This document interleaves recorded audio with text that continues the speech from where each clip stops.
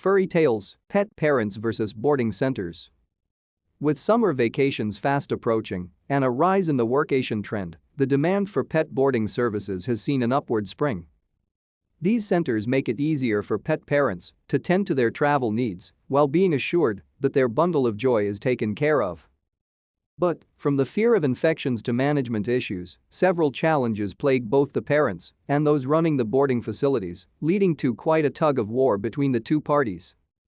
I have had bad experiences twice at different boarding centers, shares Parul Gupta, a Gurugram-based educator, who feels that a big challenge that pet parents face while leaving their furry baby is the temperament issue of other pets residing there.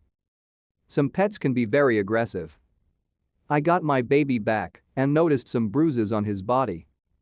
If caretakers are more careful, these things can be taken care of. Another challenge is your baby catching an infection from others, like kennel cough, ticks, fleas, etc., Gupta shares. To stay up to date with latest top stories, make sure to subscribe to this YouTube channel by clicking the button above this video. Vidhi Vishnoi, a Gurugram-based tax manager, chooses to leave her almost 2-year-old German Shepherd with friends and family or takes him along on her travels after sour experiences with boarding facilities in the past. Some lack hygiene and aren't safe for our doggos. Now, we look for pet-friendly accommodation on our vacations.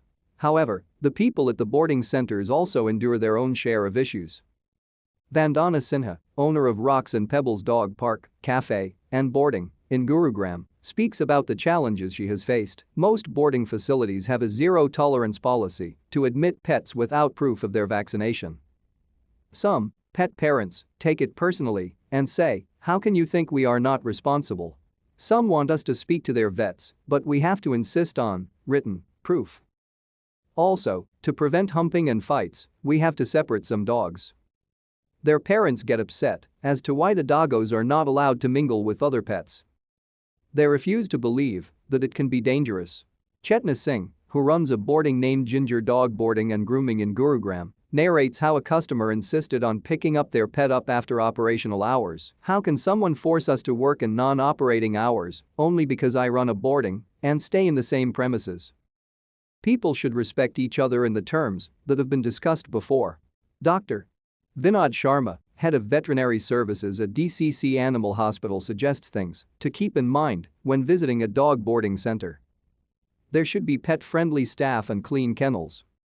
Videos and photographs should be shared on a daily basis or sent so that the pet parent doesn't feel unaware.